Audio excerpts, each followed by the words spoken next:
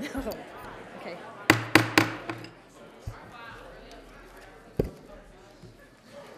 Good evening. I would like to call this meeting of the Temecula City Council to order. And so this evening we have prelude music by Michaela O'Sullivan. Thank you, Michaela.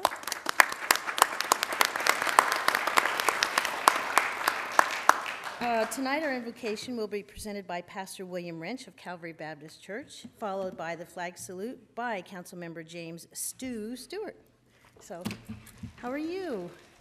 So would you please stand? Before I pray, I wanted to thank the City Council, the Mayor, and the city leaders for the great symphony concert that we were able to attend in honor of the veterans. That was a great thing. We really enjoyed that. Let's pray. Our Heavenly Father, we come before your presence and we thank you for the opportunity to gather and do the business of our city. We thank you for a government of the people, by the people, and for the people. And we pray, Father, that as each decision that needs to be made tonight is taken under consideration, that you'd give guidance to those involved. And we pray that the outcome would be for the best for everybody that's part of what goes on tonight.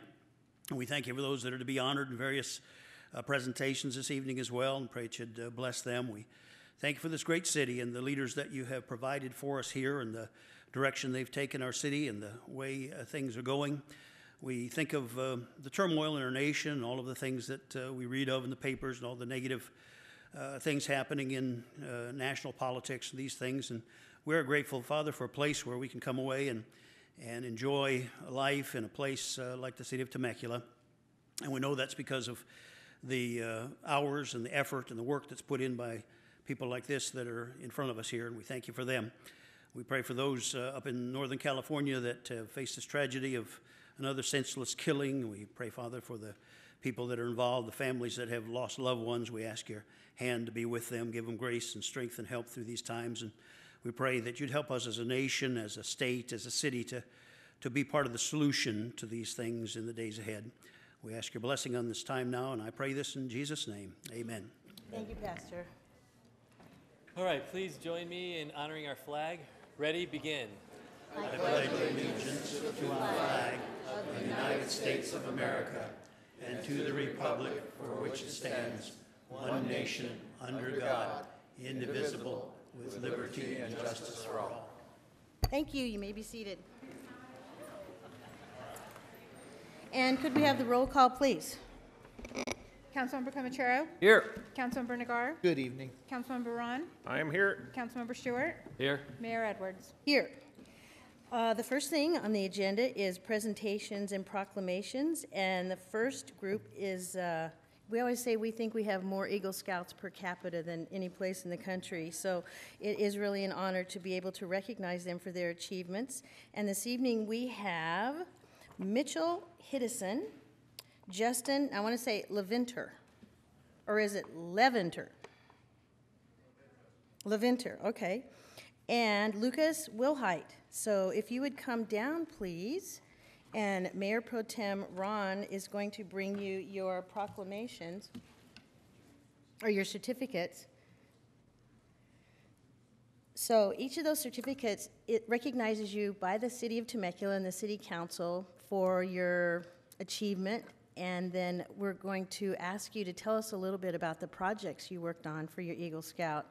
And you will notice along with the certificates, you are receiving a special pin that was commissioned by the city, and it is specifically for Temecula Eagle Scouts. And those are the only people that get those pins. So just for you, from the City of Temecula, we have your certificates of achievement and congratulations, and your special Eagle Scout pin. So let's find out who is whom. So Mitchell, which one are you? Mitchell, okay, and then Justin. All right. Oh, you guys lined up in order and everything. Wow, they are Eagle Scouts. Eagle Scout. Okay, so Mitchell, why don't you step forward to the microphone and tell us a little bit about your project. What did you do? Hi there. So at Vale Elementary School, I constructed, installed, and painted and installed 17 backpack racks to hold 169 backpacks for the kids, as well as 2 benches to go in their library. And so your job, you really act as the project manager when you do these projects for Eagle Scouts, right? You raise the funds, you rally your troop around you, and everybody has assignments, and you work with the principal of the school, and you arrange everything. So really, you're like the general contractor when you choose to do an Eagle Scout project. So thank you on behalf of Vail. I know that they really appreciate it, and congratulations on behalf of the city of Temecula. Thank you very much. Okay, Justin, how are you? I'm good. How are you? And what was your project? Through Project Touch, a local organization, to help the transitional families and families in need, I raised 3,200 items of food to donate to help over 150 members. My goodness, how did you do that? Well, I held food drives at Ralph's and Walmart, adding up to a total of 24 hours of collection. Wow, that's amazing. And we know Project Touch very well because they assist in, they're a great resource for, our local homeless persons who need a place to stay and other resources to support their progress to get back to self-sufficiency. So that's great. And on behalf of the city of Temecula, thank you. Thank you. Okay, Lucas, what did you do? I refurbished and improved several cabinets to display items in the local Penny Pickles Children's Workshop and Museum, which is here in Old Town. It is, here in Old Town. It's actually a city facility. Mm-hmm. And Councilmember Comachero is, that was one of his projects. Oh. And he really fought for that as a council member. And Penny Pickles has been successful even beyond our wildest imaginations. And that's how suiting is that for Professor Pennypickle. Did you happen to see Professor Pennypickle while you were there? Not actually. Are you sure? Because no one's really ever seen him. No. I You don't may think have so. seen him and not realized it. Maybe. Yeah. So the whole troop helped you with that project too? Yeah.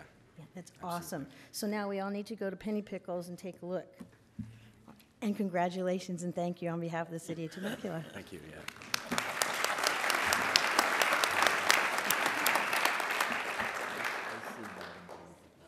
Yeah, thank you.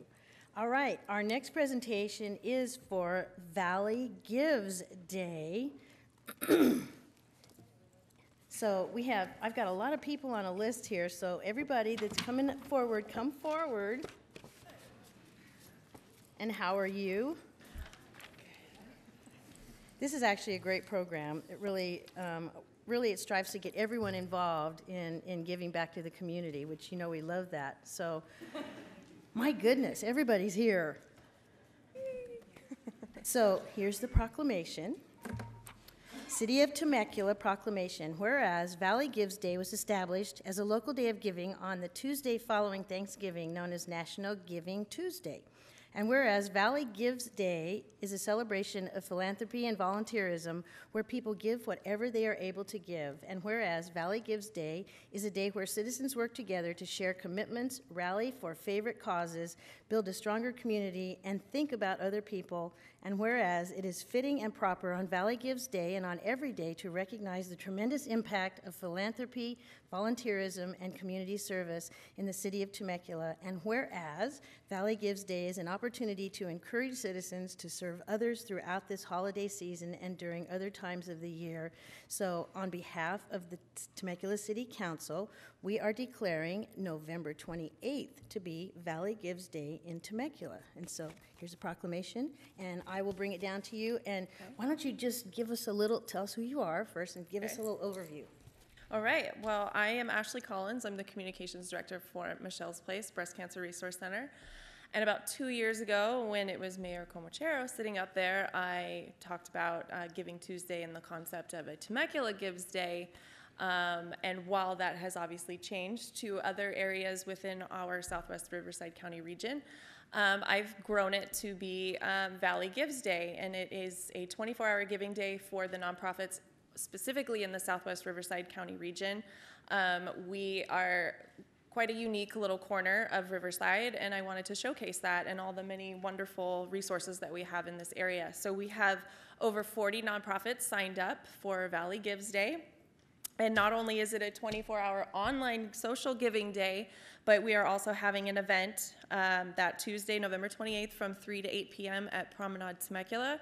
We're going to be out on the street side in front of the movie theater. Everybody's going to have a display booth. We're going to have a gaming truck. We're going to have performers. We're going to have musicians. We're going to have food. We're going to have raffles. We're going to have all kinds of fun. So these are just, well, more than a handful of the nonprofits that are participating, and I'm super happy that you are all here. Everybody's come out to show support, and we just want to say thank you to our great city who also has shown support for this event. So thank you so much. Fight over this if you're in all your agencies. So thank you. It's a wonderful idea. And, Thank you. These guys and you really do work every day to make Temecula a wonderful, much better place, and you really do make a huge difference. So on behalf of the city, I can't hug you all, but I'll Well, if you could just turn around and take a picture. Sure.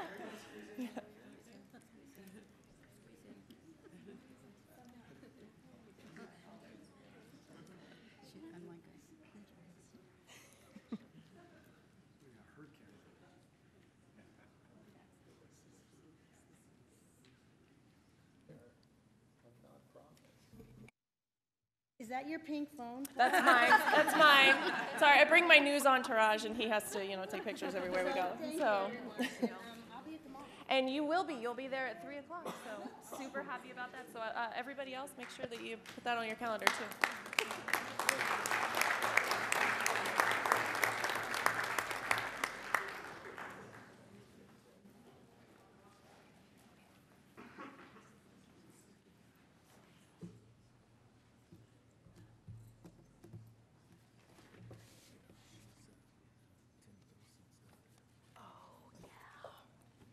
All right.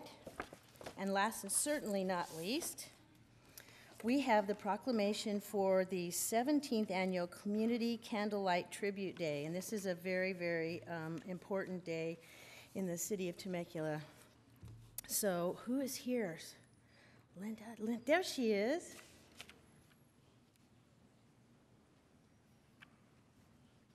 And while they're coming, I'll read the proclamation for you. City of Temecula Proclamation. Whereas the communities of Temecula, Murrieta, and the region come together for the 17th Annual Community Candlelight Tribute to attend a special holiday celebration for remembering those we've loved and lost over the years and recently across the miles. And whereas, especially during the holidays, just as all year long we grieve, miss, and remember our loved ones with this special time of remembrance through this day of tribute, and whereas we invite the citizens of Temecula, Murrieta, and the surrounding communities to join together to light a candle during this time of remembrance with special music, poetry, and inspirational speakers. And whereas this is an opportunity for everyone to show support, comfort, and empathy to all the families of those who have lost a loved one across the miles from various recent tragic events in our nation and around the world. And whereas this community event is sponsored by Jacob's House, a home away from home, and a member of the National Healthcare Hospitality Network, which provides temporary lodging for families of loved ones, for a loved one who is hospitalized in one of our local or regional hospitals who travel from across our nation and around the world. So on behalf of the Temecula City Council, we would like to declare December 3rd to be Remembering Those We've Loved and Lost and Across the Miles Day, the 17th Annual Community Candlelight Tribute. And so this proclamation's for you. Step forward, and Linda, are you going to talk? And let us know, give us a little background on this. And so we really have you to thank for this. Thank you so day. much. I appreciate it. Mayor, staff, and the community of Temecula and this region. We're so blessed here to have such support. It's been 17 years that we started having this little candlelight tribute, and it really all happened back, to give you a brief history, during the Samantha Runyon case.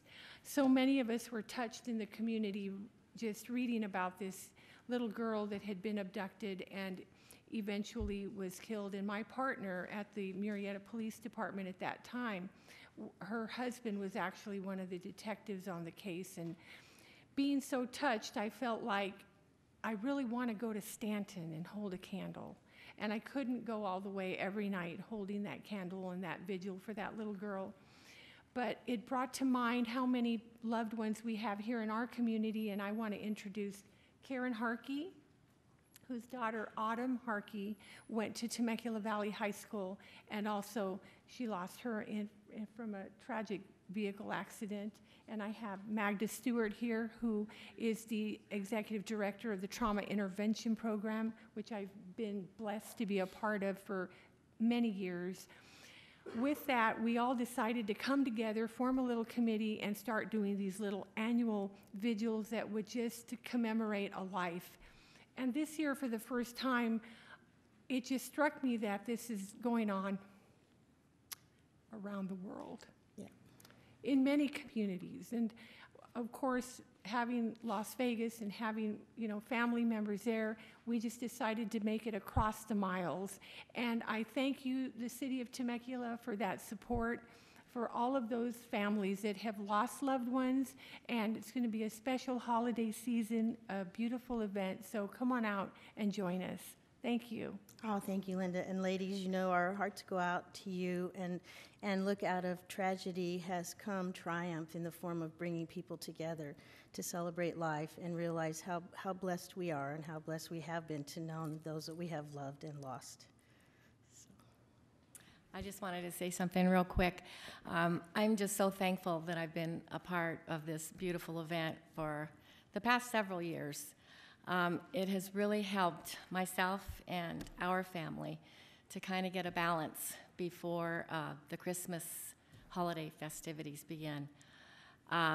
It's been really, really, really great. And so I just hope that a lot of people can come out and enjoy the time of lighting the candle together. Thank you. And it's obvious that you have discovered that true joy comes from reaching out to others and helping other people. And Temecula is so like that. And so thank you for doing this again with all our hearts. Thank you.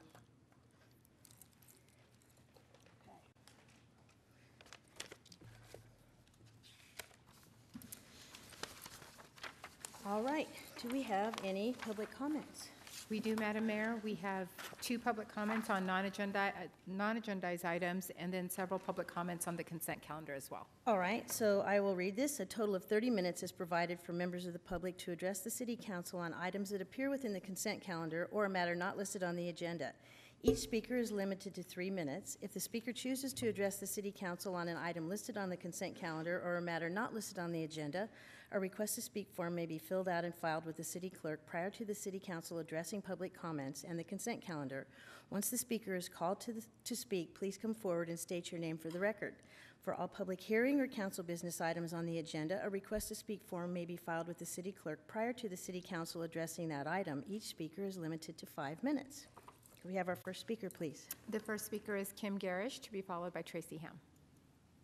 Good afternoon. Well, I guess it's good evening. Good evening, Mayor Edwards and council and staff. I'm just here to say thank you. You guys were our first sponsors of our 5K Walk of Hope, and I just want to say thank you. It was wildly successful for our first time. We were hoping, a couple hundred people would come out. It was our first event where we could have all families come, because our big fundraisers are a gala, a dinner, and a golf tournament, not really for the families. And so we wanted something where you could bring everybody together and they could do something together. So the Walk of Hope was that solution. You guys stepped up and supported that. Over 700 people came to our first Walk of Hope, so we were super excited. You know better than to aim, reach. Well, you do, but you shoot low, and when it exceeds your expectations, you're like, yes. Yay. So we did really well. We can't wait for the next one, obviously. So I just want to share some pictures. We had the Great Oak cheerleaders there at the start line. This was at Vail headquarters. It's a great little location. Of course, everybody dressed up. That was best dressed team. That's great. And of course, we had an honor and a memory of people that you could fill out when you were walking. And that's the group.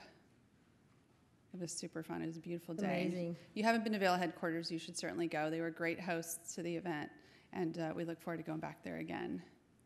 Balloon Arch. So I just want to say thank you guys for your support. I hope you can come out next year and have a team, because we'll definitely be doing it again.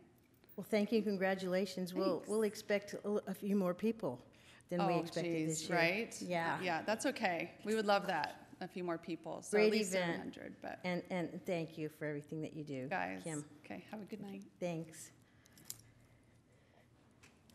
And our final speaker is Tracy Ham under public comments.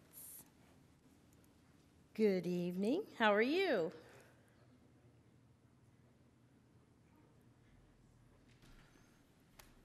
Mayor Edwards, council members, and other leaders of the city of Temecula, thank you for allotting us a little time here this evening to make a special presentation.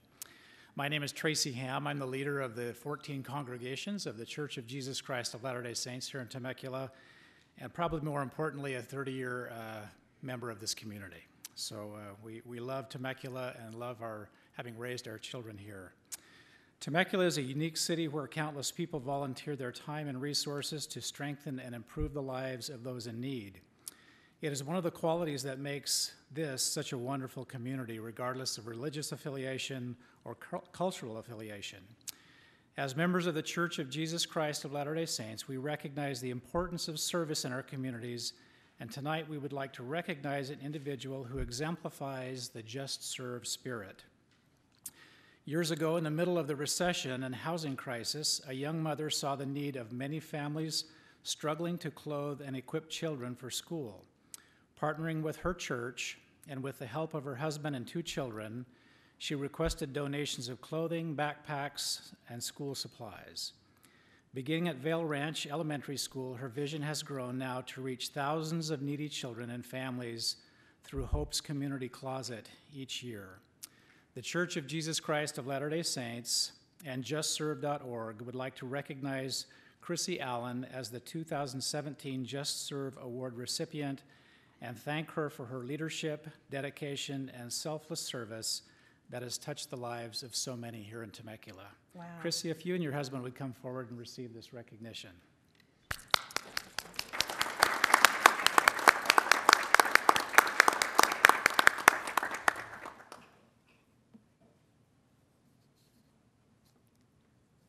Is this a surprise? Surprise! Thank you again. That is amazing, and thank you very much. What an impact. What an impact. Thank you. That's wonderful.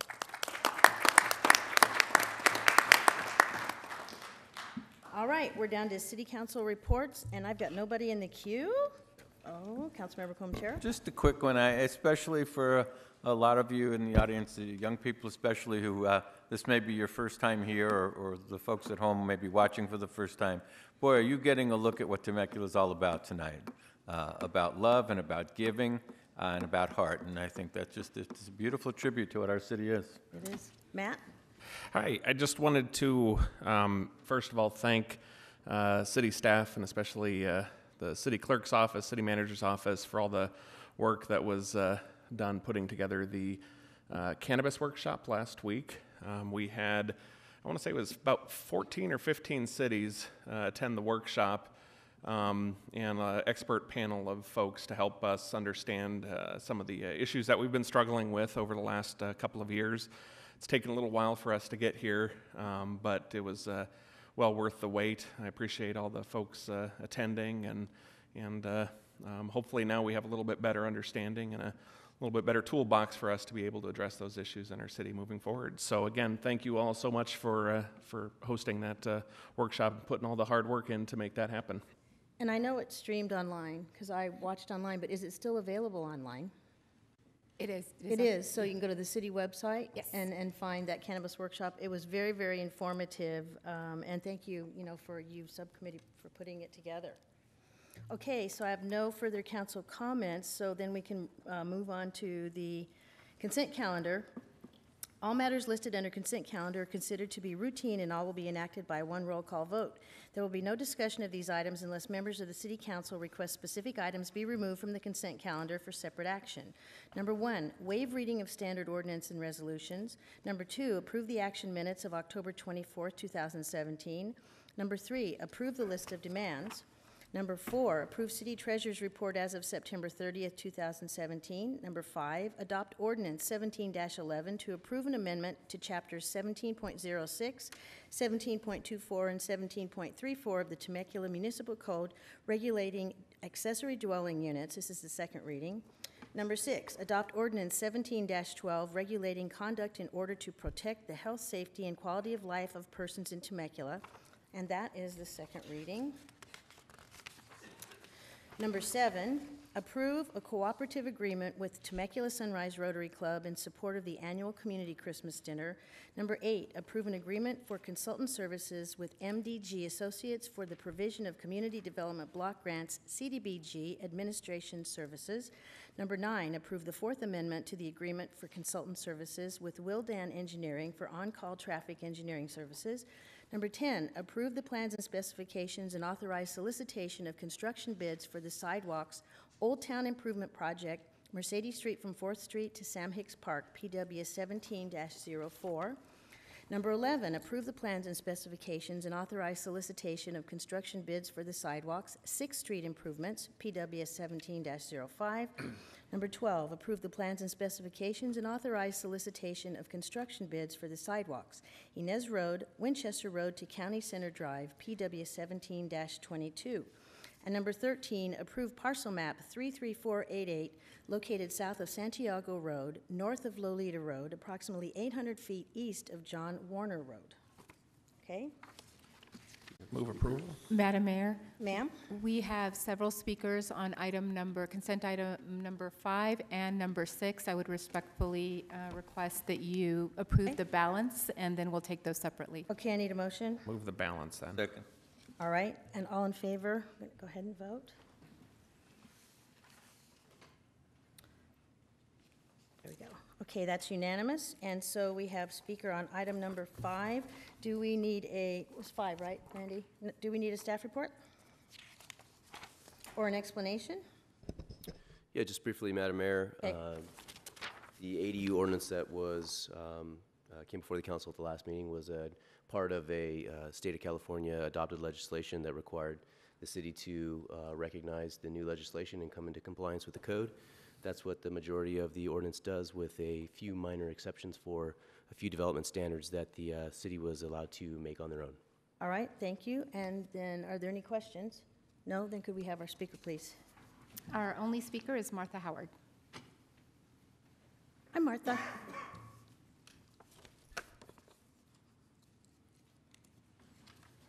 How are you?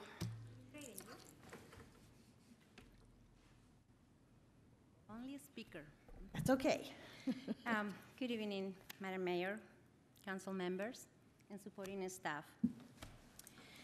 My name is Martha Howard with the Latina Association of Riverside County. And I'm going to start by saying that behavior is goal-oriented. And my goal tonight is to invite you to share the vision we had of affordable housing when we came from Los Angeles, San Diego, and Orange counties. For a long time now, we authorized this legislative body to allocate community financial resources, assuming that it would continue nurturing our vision. And now we found ourselves at the verge of being displaced from community we helped to build. You stop sharing our vision. When you do not rezone for affordable housing, you do not share our vision. When you do not allocate funds from HUD to build affordable housing, you do not share our vision. When you do not approve one of 2 affordable housing contractors from the list of 20 that you have since 2016, you do not share our vision. And this is information provided by the KPAR 2016 report 2017. So I will elaborate. Gentrification means removal of low moderate income residents from their neighborhoods. In contrast, economic-induced replacement displaces low and moderate income residents out of the cities and towns to accommodate for multi-million developers. We won't allow you or anybody to weed us out from our city. We are the working class that support the food, hotel, entertainment, and retail and wine industries. We belong here, our children belong here in this community. And lastly, in regards to Ordinance 1711, I need clarification. If this is approved, does it mean that we can build in a two-car garage an accessory room, or we can build a granny flat with a flat fee of $2,000 for the fees, $2,000? Thank you. Thank you, Martha. You're welcome. So, Luke, maybe you can address those questions. Yes, the ADU does allow for a homeowner to convert a two-car garage into a accessory dwelling unit or a living space, and a granny flat or a second dwelling unit can be built on a property. I don't recall the exact fee amount, but we can certainly look into that and get that information. So this is people who already own property or own a home are being allowed to amend their home or improve their property. That's correct, and the city has allowed this for a number of years. The ADU that ordinance that is, this is the second reading tonight, is simply to make some minor tweaks to be compliant with state legislation. Okay, so really item number 5 is that we must adopt the new state laws or state requirements. Right, and it essentially continues on what the city has allowed for a number of years. Right, okay. All right, are there any other questions or comments, council members? In that case, I will entertain a motion on item number 5. Move approval. Second. Okay, have a motion, and that's unanimous on item number 5. And the other one was 7, Randy? Item number 6. Okay. Could we have a brief staff report, please? As Robin comes down, Madam Mayor, item 6 is quality of life ordinance, which modifies certain sections of the code to protect health and safety of our residents and provide for our enforcement and outreach personnel with additional tools for their toolbox. All right, any questions? No? All right, then could we have our speaker? Hi, Robin. You going to add to that? Hi, sure. Just a little quick thing. We went over everything at, about a month ago, and just want to make sure that we're clear on exactly what we're discussing. There was an addition to the aggressive solicitation ordinance, which included public restrooms, which has been challenging. And secondarily, it's prohibiting certain behaviors on public property. We also brought forward the administrative procedure for storage of personal property, which is really important that we do that as well. All right, thanks. And any questions? No? Nope. And so then, Randy, could we have our speaker? Madam Mayor, we have 4 public speakers. The first speaker is Tammy Sims, to be followed by Stephen Schwartz. All right. Tammy, hi. Good evening, council members and mayor. My name is Tammy Sims. I'm here this evening to share with you my experience in trying to help 2 wonderful young adults acquire housing in our community. I was able to help them. They did move into a lovely home in Menifee, where they are now currently renting a room. They moved in on November 9th. This, however, is not a success story. This is a failure of our community. Given the resources available, I was not able to help them with what we have available. I worked with these kids for over 6 months, and these are the agencies and people that I have contacted and applied with in attempting to secure them housing. Number 1 is our 211 phone number. The only thing that they had available for these children, or young adults, was emergency overnight shelters. Number 2, Project Touch. We did 4 intakes on 4 separate occasions, only to be told that they did not have enough income in which to qualify. Number 3 is Home Connect. The application was taken, and we were put on a county list for housing and told to expect a minimum of 1 to 3 years waiting in order to obtain housing. Number 4 is the Housing Authority of Riverside County. Applications were taken. No funds for rental assistance was available. They were put on lists for affordable housing, and it's a 2 to 3 year waiting list. HUD, County of Riverside, applied for a voucher program. There is no available affordable apartments, and they are now on a minimum of a 2 year waiting list. Number 6, the County of Riverside Renters Assistance Program. Again, we applied. There is no funds. There's no housing available currently. Number 7, Impact SoCal Homeless Prevention and Rapid Recovery Program. They're in Rancho Cucamonga and Upland. There's no housing available. Again, they were put onto a list. Number 8, the Regional Homeless Alliance Program. Steve Falk was the director. Homes are to be built. He says that it will be hopefully having housing in 2018. But again, this is only really for families that have young children. Number 9, Paul Rohrbacher off Paba Road. He has a private home where he has currently 5 residents. He gave us the option of looking at a bedroom that would be shared with another person, so there would be 3 cohabitants in this bedroom.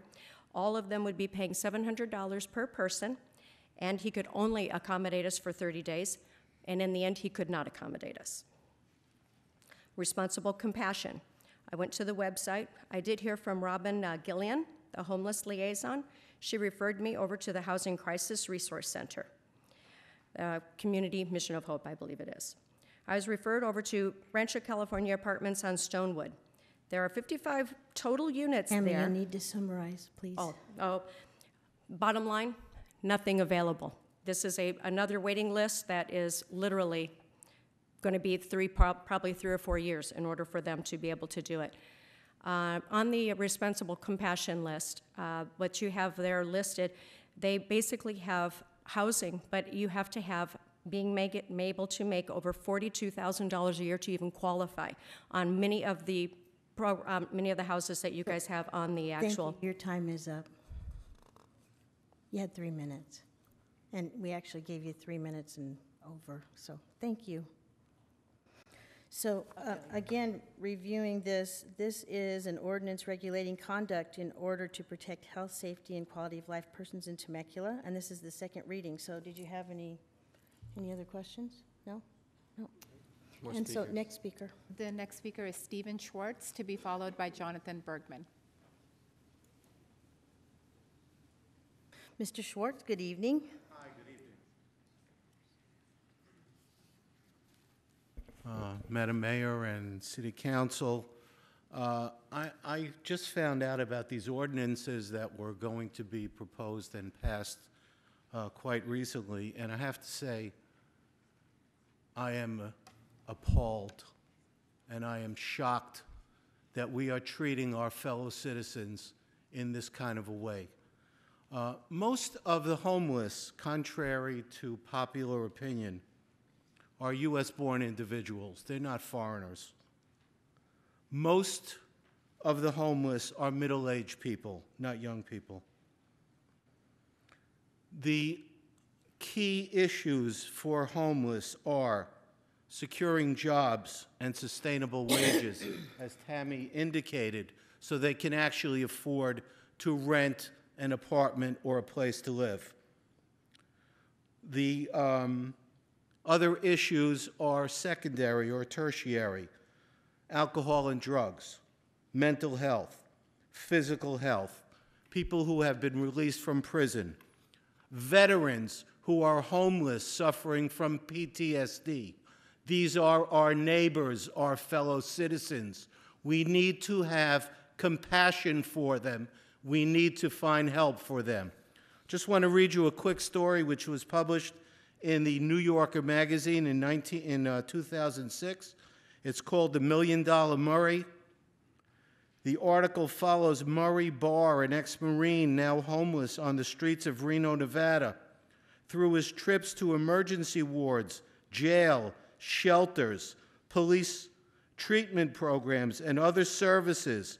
The author estimates it cost the state of Nevada more than $1 million over 10 years to keep this man homeless. Thank you. Thank you. The next speaker is Jonathan Bergman, to be followed by Tanemin Alvear.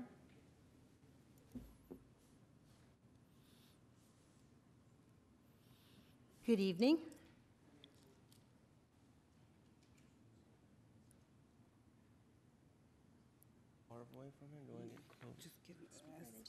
You can raise it up if it's low. Yeah, just raise it up. There you go. Greetings, City Council members and Mayor. My name is Jonathan, and I used to be a homeless resident in Temecula for a year with my sister, living in our vehicle. Just 5 days ago, we moved in a house with a roommate with the help of Tammy Sims. We were actively looking for a place to live and a job in Temecula all the way through LA and back to Temecula, but everywhere the doors were just closed for us. My sister lost a lot of her jobs because of our homelessness, and I am disabled and legally blind, but I feel like I have a chance. I feel like I could be in a better place if I would succeed, because I feel like I could do greater things if I was given the opportunity. We applied at over 14 places alone in Temecula for help for housing, but never heard back. There was even times we went to churches and they had their doors closed for us. We felt completely despaired, but Tammy was the only one who always believed in us. All we needed was a roof over our head to be able to have a stable job and a schedule. Thank you. Thank you. Greetings, City Council members and Mayor. My name is Tanari. I used to be a homeless resident living in my vehicle with my brother for a year. Now I'm a resident living in Menifee. With the help of a beautiful, wonderful, strong woman, Tammy Sims, I was actively searching for jobs in Temecula, Los Angeles, and back to Temecula. I was unable to find a job because of my homelessness. It's impossible to be able to keep a job when you don't have anywhere to sleep but your car. You don't have a straight mind, as well as I'm living out of my trunk, so my clothes isn't as the best as it could be. I didn't have enough income to buy wonderful clothes. I've been living in Menifee since November 9th, 2017. I have applied about 20 businesses. I've had about 7 interviews, and I'm gonna keep my head up and not stop until I get 2 jobs to be able to afford anything for me and my brother. Thank you. Thank you. No further speakers? No, that concludes our public speakers. All right, so any? Comment? Stu. I just want to say I totally agree with you guys. I mean, affordable housing is something that's needed more of, for sure. But this particular ordinance has nothing to do with affordable housing. It's about protecting people coming in and out of bathrooms and stuff like that. It's not a public housing ordinance. So, but I'm on board with you guys. I would love to be able to find ways to get more affordable housing in Temecula somehow, some way. So, but that's not what this is. That's all I wanted to say. And following up on that, we have money in the pipeline right now for affordable housing in Temecula, and it's in process. So, anybody else? No, I would just add, I believe that number that the city is expending on the affordable housing project is $12 million. $12 million. $12 million. We're probably after the first of the year, we'll be back to the council after a meeting with the subcommittee. We're shortlisting affordable housing developers as we speak.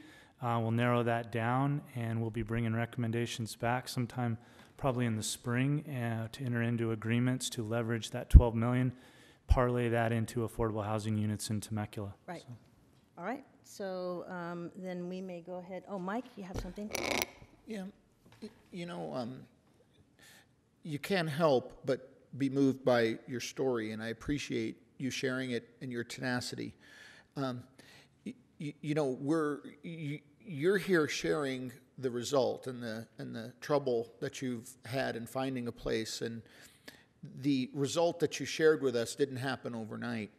About 6 years ago, we had a redevelopment agency, and that redevelopment agency collected quite a lot of money, and part of its charge, its mission, was to build affordable housing.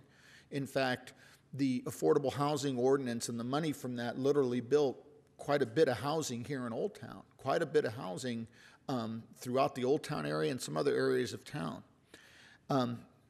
Through a very complicated lawsuit issue, but pretty much brought forth by Governor Jerry Brown, he killed redevelopment agencies. And in essence, he cut off a money stream that provided for affordable housing. And so now, cities don't have the money. There's no way to supplement that housing. And I want, so you understand what affordable housing is that typically that money that came from what was known as redevelopment agencies, the city would insert into the housing process so that developing homes that are affordable became profitable for somebody to do.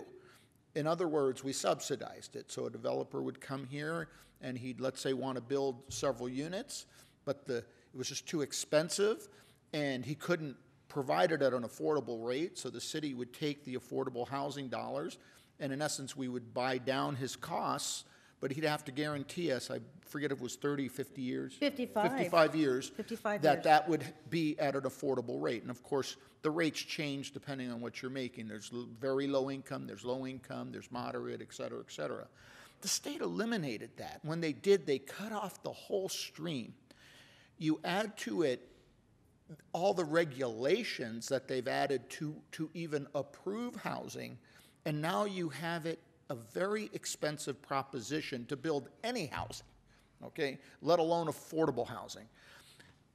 It's something that we struggle with, and we're still struggling with. The good news, but not good news for you, is we have a number of projects in the pipeline right now. They won't come online for several years, but we're doing something. I wish we could do more, but this is occurring throughout the entire region. The whole region, and it is the result of what happened 6 years ago. And let me tell you, if you read the newspapers, there is a housing shortage in California, period. It's driving prices so high everywhere that it's driving people, normal, everyday middle-class people, out of the market to be able to buy a house. It's a terrible situation. It's happening across the state, and you know, we don't have time tonight to discuss, you know, why it's happening and what's triggering it. I just gave you a little bit of a tidbit, but that was a very key aspect of why housing prices are going up and there's a lack of affordable housing. It's terrible.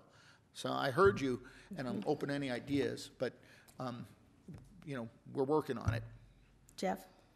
Yeah, Mike, obviously, I mean, you're absolutely right. Of course, our redevelopment agency was the jewel, I think, in fact, it was held up as a model for California.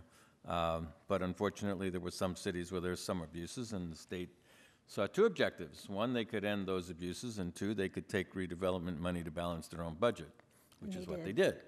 But there is some good news on the horizon, depending on your point of view, I guess. But the state recently passed a series of housing bills. I think there were 6 of them that the governor just signed to encourage housing in general and affordable housing in particular, and also authorized the sale of $4 billion in affordable housing bonds, $3 billion for general affordable housing, and $1 billion for veterans housing. And so it'll take a while for all that money to run through the system. And who knows, they may look at cities like Temecula and say, you need more, you need less, and they'll do that with all cities around, so we don't know what we'll see of that. But hopefully we'll see some, and we can encourage more affordable housing. It's certainly not for lack of wanting to do it.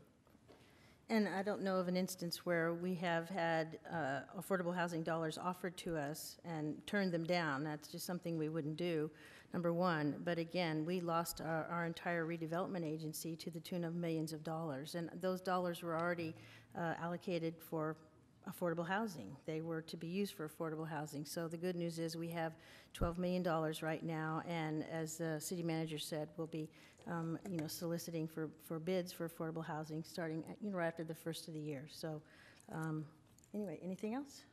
Okay, so I'll entertain a motion on that item. Move item 6. Second. Okay, motion and a second, and please cast your votes. And that is unanimous on item number 6, so that takes care of the consent calendar, and I'll recess this meeting to Temecula Community Service District. Thank you, Madam Mayor. Call this meeting of the Temecula Community Service District to order. Madam Clerk, we are all here tonight. Do we have any public comment on this portion? We have one public comment, and it is on consent item number 15. Okay, then Move the balance. Balance is only item 14, right? Okay, I'll move that up. Okay, so item 14, we have a second. Cast your votes. This is on item 14 only. That motion does carry unanimously. Item 15 is approve the agreement with Kingdom Cause DBA CityNet for Citywide Homeless Collaborative Services Pilot Program, and this is at the request of the Human Services Ad Hoc Subcommittee of Mayor Edwards and Council Member Stewart, and we should have a brief staff report. Thank you, Mr. President. In addition to what you shared, CityNet will also assist in training CMOH staff in best practices while providing a welcome buffer as an outside agency to increasingly results-driven focus on our responsible compassion program. Their potential inclusion into the comprehensive organizational framework of the responsible compassion program would provide a street outreach component that is embedded with the HUD officers and will provide field-level mental health referrals and/or the expedited tracking and facilitation of our homeless to self-sufficiency, thus removing the cycle of intentional homelessness in Temecula as an option. That concludes my report. Thank you, sorry. Kevin. I should have it. You want to have all the titles? Not my meeting, sorry. Any questions for Mr. Hawkins on item 15? Would you call the speaker, please? The one and only speaker is Adam Riddell.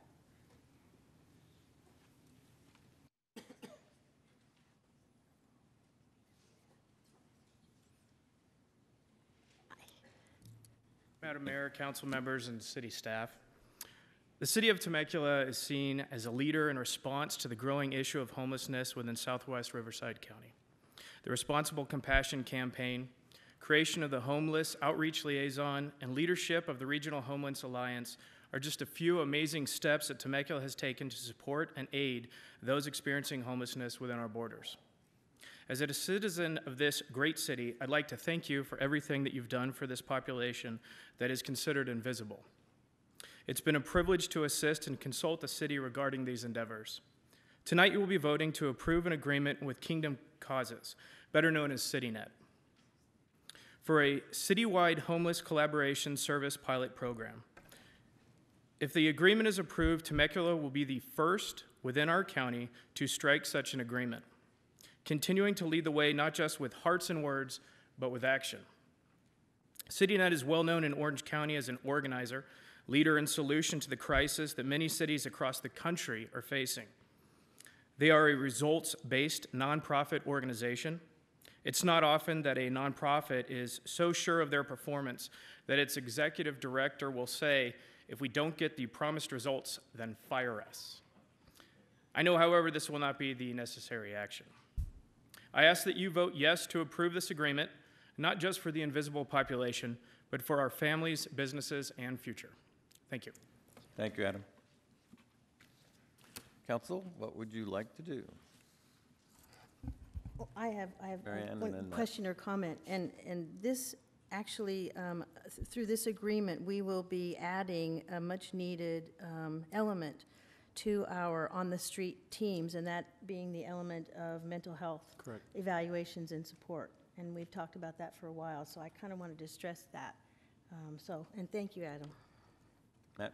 Oh, just wanted to thank staff and Mr. Rideau that just spoke there too, because I know you were working long and hard on this and volunteering a lot of your time to the city to help bring some of these resources to us and make us aware of some of the solutions out there. This is yet another tool in our toolbox to help address the issues of homelessness in the city, and really appreciate all the work that went into preparing this proposal and bringing this forward. Thank you, Matt. Anybody else? I think those of you who are watching can see that the issue of homelessness is a tremendously complex issue, and it takes more than just one idea or one group of people. It really takes an entire city and an entire county to work on this issue. Very, very complicated, and one by one we're ticking off the solutions. It's tough. Okay, Stu? Yeah. When this was brought to me, I approved it. I mean, I gave my approval almost immediately because I really do feel like this is an important step that we're going to take, because we've addressed the issues as far as the police are concerned, controlling the population or helping them as much as we can, but the mental health component was always missing. And so that's what this really brings to the table that didn't exist before. And, that's the comments I've been getting from people, citizens, is, a lot of these people have mental health issues.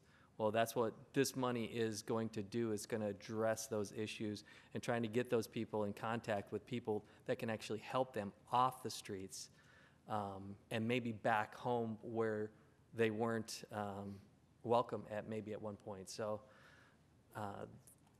I think we should approve this also. Is that a motion?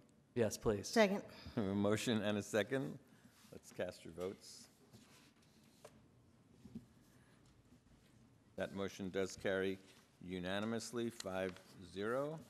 Mr. Hawkins, I think you got something further. Oh, yeah, a couple of things. First of all, thank you for that action. A couple of quick reminders, Mr. President. Always a favorite for holiday photos, the Old Town Christmas tree will be installed at the bottom of the Y on Tuesday, November 21st. This will be followed by Santa's Old Town arrival at Penny Pickles Workshop on Friday, November 24th at 6 p.m. Also, the annual Christmas tree lighting will occur at the Duck Pond on November 27th at 7 p.m. And next, all are invited to experience another fun-filled playground reopening, this time at Nicholas Road Park, and that's at 10 a.m. on Wednesday, November 29th. And yes, Jake, the theme of this playground is a pirate ship. It's awesome. Yes. And finally, Greg?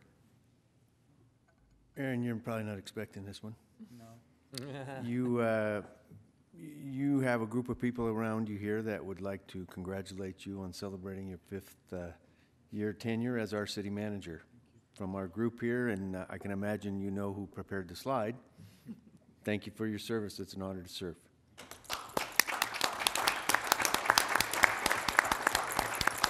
President. Comment? Just real quickly, because we have a lot of young people here in the audience today. Is city manager for 5 years. He joined the city of Temecula how long ago? I hate to admit it, but it was over 22 years ago. And he joined as an intern, a snot-nosed intern, okay? Now he's a snot-nosed city manager. And I mean that with all love, okay? And you know that. And through his work ethic, his honesty, his integrity, he's risen to the post of running the city, and he's assembled a marvelous team under him. And congratulations. And if you don't know it, and you probably don't, not being too familiar with how cities generally run, we as the elected body set the policy direction for the city to take. It's the city manager and the team he has behind him that carry out that policy and really run the show day to day. So when Mike talks about going from an intern to the city manager, he's going from the basement to the head guy. So quite an accomplishment, Aaron. And I know I've told you this privately, but you're doing a great job, buddy. Marianne? I had the privilege of working with Mr. Adams when he was an intern, and I remember thinking to myself, gee, this kid's pretty smart. And he has really done almost every job there is to do in the city. I mean, he's been an administrator, a department head, an intern, an analyst, assistant city manager, and now city manager. And so we have a wonderful team here. It's really like a family. And Aaron, you're not old enough to be the father, but you kind of are the father.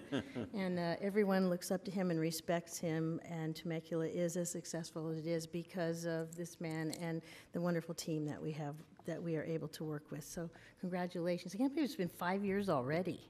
Time flies when I'm having fun. Matt? Oh, just echoing all the sentiments of my colleagues. It's been a wonderful 3 years or so working with you. I knew you well before that. It was wonderful to see you move into the city manager role, and it's been quite an experience and honor to be able to work with you during the last several. Thank you. Stu, And I'll just say you're the best city manager I've ever worked under. Yeah, Of course, I'm the only one he's ever worked with. Well, that was embarrassing. Thank you. thank you for your support.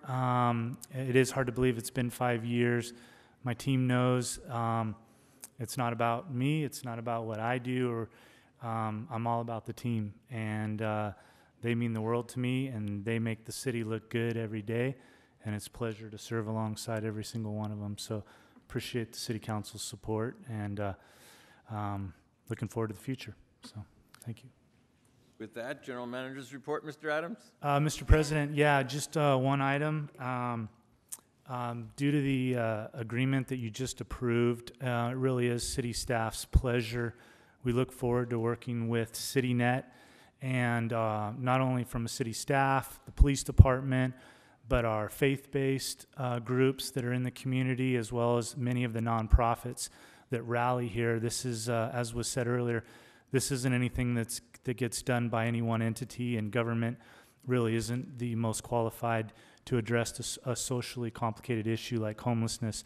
But I did want to make one introduction because he is in the audience, and that is Brad Fieldhouse. He is the Executive Director of CityNet, and welcome to the team.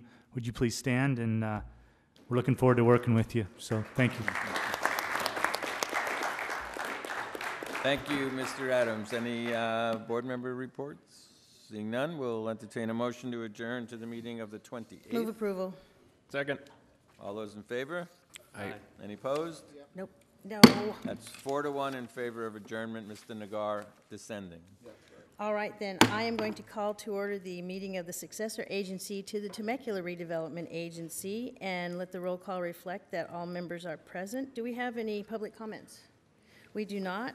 All right, then, moving on to the consent calendar. All matters listed under consent calendar are considered to be routine and all will be enacted by one roll call vote.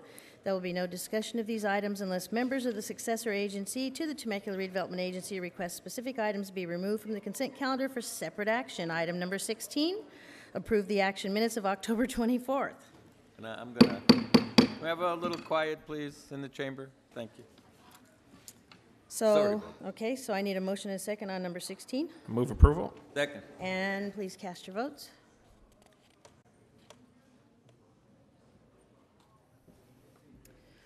Okay, that's unanimous. And moving on to SARTA business. Number 17, approve the official statement relating to the issuance and sale of tax allocation bonds to refinance outstanding 2002, 2006, 2007, 2010, and 2011 bonds of the former Temecula Redevelopment Agency, and approving related documents in official action. Okay, could we have a staff report, please? All right, good evening, Mayor and council members. Prior to the dissolution of redevelopment by the state in 2012, the Temecula Redevelopment Agency had issued tax allocation bonds for various infrastructure improvements and housing projects. A total of $80.2 million remains outstanding across 6 separate bond issuances. The opportunity to refinance the bonds was discussed with the successor agency board on September 5th, 2017, and the board adopted Resolution 17-05 authorizing the issuance of the refunding bonds. Refinancing these bonds is expected to reduce the annual debt service payments by approximately $570,000, which will generate an additional property tax revenue to the city of roughly $60,000 per year. On September 13th, the Oversight Board of the former Redevelopment Agency adopted Resolution 17-03, also authorizing the refunding. Both resolutions were forwarded to the California Department of Finance on September 14th for review and were approved on October 31st, 2017. The final step in the process requires the successor agency to adopt a resolution approving the preliminary official statement and authorizing the issuance of the bonds. With the board's approval tonight, it is anticipated that the bonds would be sold and closed by December 14th, 2017. And that concludes my report. All right, any questions? None? And no public comments? None? All right, gentlemen, if you have comments, or I'll entertain a motion. We'll go ahead and move that item. Okay. Second. And thank you.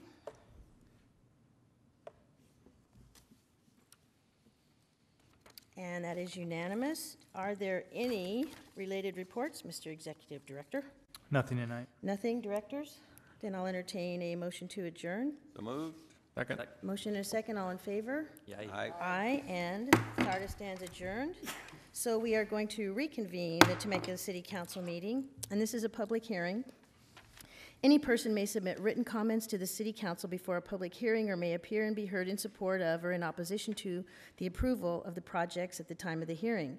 If you challenge any of the projects in court, you may be limited to raising only those issues you or someone else raised at the public hearing or in written correspondence delivered to the city clerk at or prior to the public hearing. Item number 18, approve draft substantial amendments to the fiscal years 2012-13, 2015-16, 2016-17, and fiscal year 2017-18 Community Developed Block Grant CDBG Annual Action Plans and the fiscal year 2017-18 CDBG Annual Action Plan and funding recommendations. So, could we have a staff report? Good evening. Good evening. Good evening, Mayor Edwards and members of the council. I am here tonight to present the substantial amendments to fiscal years 2012-13, 2015-16, 16-17, and 17-18 CDBG annual action plans. Let me first answer the question, what exactly is a substantial amendment to a CDBG annual action plan? According to the CDBG Citizen Participation Plan, a substantial amendment is required when a substantial change is proposed to an action plan. And this includes increasing the budget of an activity by $50,000 or more, increasing the budget of an activity by 25% or more of the original budget, or there is a significant change in the purpose, scope, or beneficiaries of an activity. A substantial amendment is also required when the city proposes to add or delete an activity, except in the following cases. The activity is on the backup list, approved by the City Council in the annual action plan. The activity is being deleted due to significant delays and would be included in a subsequent action plan. There are non-performance or eligibility issues requiring activity termination. There's a facility closure or bankruptcy. The agency becomes ineligible to receive funding, or an applicant requests that their activity be terminated.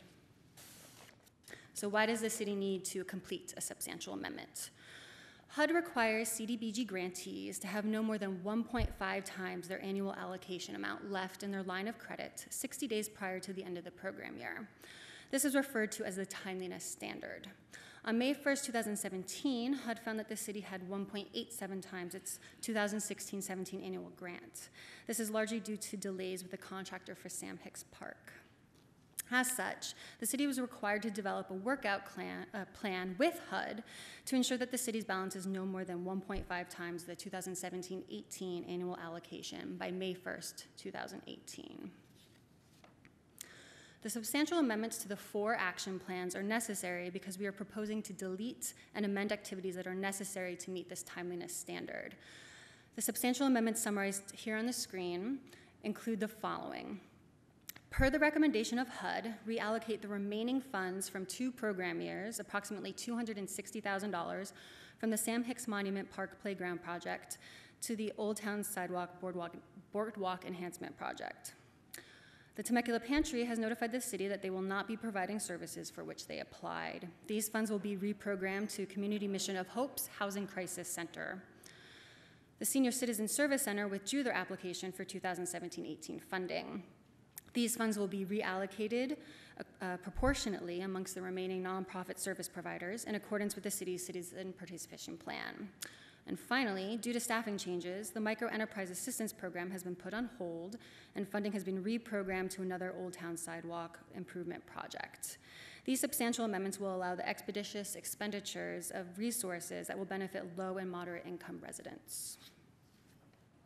With that, staff recommends that the City Council adopt a resolution approving substantial amendments to fiscal years 2012-13, 15-16, 16-17, and 17-18 CDBG annual action plans. That concludes my report. I'm available for any questions. Thank you. Council, do you have any questions? I'm just curious about the senior. Why did the funding get withdrawal? I mean, why did they withdraw? The Senior Citizen Services Center has combined with Community Mission of Hope and Team Pantry, so all of their resources are together. So they withdrew their application and their funds will be redistributed. Okay, anyone else? All right, so we will go ahead and open the public hearing. And do we have any public comments? We do not, so public hearing going once, public hearing going twice, and we will close the public hearing and entertain either comments or a motion. Go ahead and move approval. I'll second. All right, so we have a motion and a Made a second. mistake there, but that's all right. Did you, did you? I made the motion. Did you take away Matt's motion? All right, I Sorry, think Matt. you'll have to work that Oh, out after that's the all meeting. right. All right, I then. owe you one. You can take it. Then that is unanimous. Thank you very much. And do we need to read the ordinance? No. Nothing? Okay, so we're good. Then moving on to city council business. Introduce ordinance allowing private traffic control and direction on public streets, subject to certain terms and conditions, and adopt a resolution adopting the fee schedule. And can I have a staff report, please? Yes, thank you, Madam Mayor and council members. Currently, the city's municipal code does not allow for private organizations or individuals to control traffic on public streets. The adoption of the ordinance before you will add Chapter 10.48 to the city's municipal code that will allow for private organizations or individuals to control or direct vehicular traffic to and from private property and public streets and on certain portions of public streets. This approval will be subject to issuance of a permit by the city, and that permit will include several requirements such as the submittal and approval of an acceptable traffic control plan, the training and certification of the individuals that will be providing the traffic control, having acceptable insurance, and also indemnifying the city as well as the Riverside County Sheriff's Department. Along with the ordinance, there's a resolution for your approval that will establish the fee amount for issuance of this permit, and this permit would be able to be issued either for a one-time event or for an annual issuance of the permit. The ordinance was approved by the city's Public Traffic Safety Commission at their meeting on October 26th of this year, and that concludes staff report, and we have to answer any questions. Yeah, a question, Pat. There's a lot of regulation here, and from listening to you and reading it, I think it's needed, so I have no argument with that. But it has me wondering who we're targeting. Who's going to be able to meet these this request was actually brought to us by St. Catherine's Church, with them requesting the ability to basically provide this traffic control through either their use of their own personnel or through contract with a private company. Okay, so they're aware of the regulation and feel Yes. they can meet it. Okay, well, then that's fine. Thank you. All right, any other questions? Mike? I have a comment. Go ahead. I was going to tell you what he just told you, and the reason was it was getting very cost prohibitive for them to hire police officers to do it, and so they came forward and said, hey, is there another way?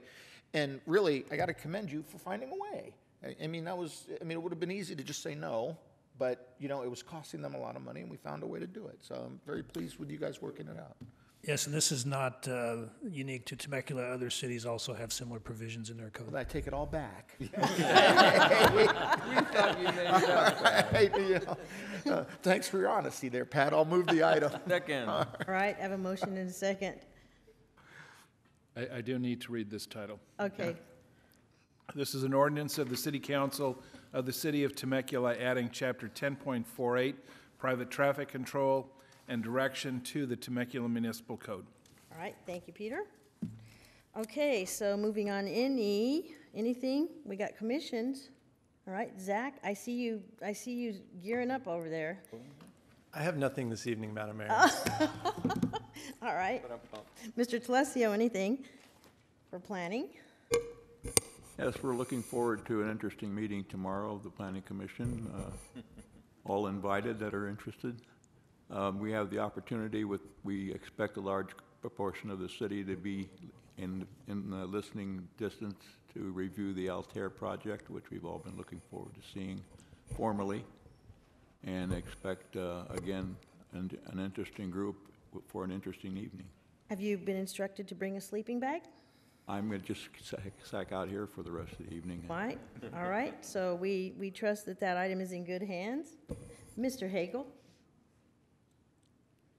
Yes, I just wanted to let our residents know that on Thursday morning, we'll be having Coffee with a Cop, and it will be at Starbucks on Winchester Road, which is the Starbucks that is closest to the freeway. And it starts at 8:30 and ends at 10:30, and there's no speeches, just the ability to chat with all of our residents about anything of interest to them, or to listen to complaints or explain how things work. That's great. Also, in addition to number 19, which you just approved, the Public Traffic Safety Commission did approve or recommending to City Council to approve 2 multi-way stop controls that will be in a future City Council meeting. Temecula Drive, one at Pin Way and the Legends Driveway, and the other on Temecula Drive on Glen Eagle Drive.